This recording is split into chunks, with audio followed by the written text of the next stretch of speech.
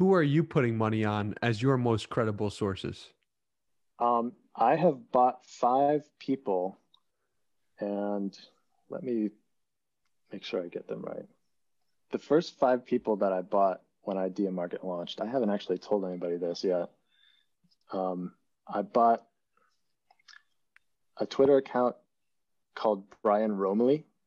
And if you follow Brian Romley, you know he's basically specializes in two things.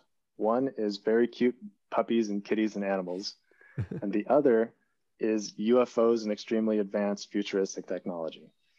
Every now and then he will post a video of an admiral in the 1960s saying, "Oh yeah, UFOs are real and they mess with our nuclear systems," and all kinds of like he digs up this archival footage and things like that, and in a very sort of palatable and polite way, injects them into a credible stream of influence. And I appreciate the way that he runs things and his sort of tactfulness around popularizing those sorts of ideas.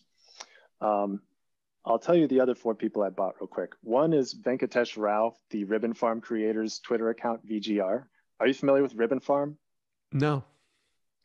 What Ribbon is it? Farm, I am so not qualified to tell you what Ribbon Farm is, but Ribbon Farm is a blog started by a consultant named Venkatesh Rao, who's very well known in the tech space. He's sort of like a Scott Alexander type figure, only I think a little wilder and a little more, philosophical and exploratory in his writings. But in the sense of the role he plays in society, it's very much like that. He's an intellectual influencer in a certain niche, and I really like and appreciate his work. I've always felt like he and his co-contributors were two or three notches above me intellectually, so I was very honored when he let me publish a couple of my thoughts on his blog in the last year. So I bought his account. I think they do some great work. I'll breeze through the rest of these. Eric Weinstein, or Weinstein, I think he actually pronounces it. Yeah, follow him on Twitter. He does a ton of critiquing of the media in the very same sorts of veins and thoughts that I do. I would love for him to see Ideamarket and participate. Epsilon Theory is a Twitter account from a guy named Ben Hunt. He has a blog called Epsilon Theory, and he writes about narratives and markets and the intersection. And I recognize a lot of the same sorts of thoughts in him as well. And finally, Marianne Williamson. I'm trying not to get political about things too much right now, but I'm a huge fan of hers for several reasons. One is she said something that has often been misattributed to Nelson Mandela.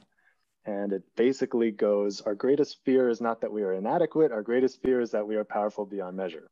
And who are we to hide our talents for fear of making others feel insecure and stuff like that? So I love that. But second, and I think this is even more key, that she is a veteran spiritual author and leader.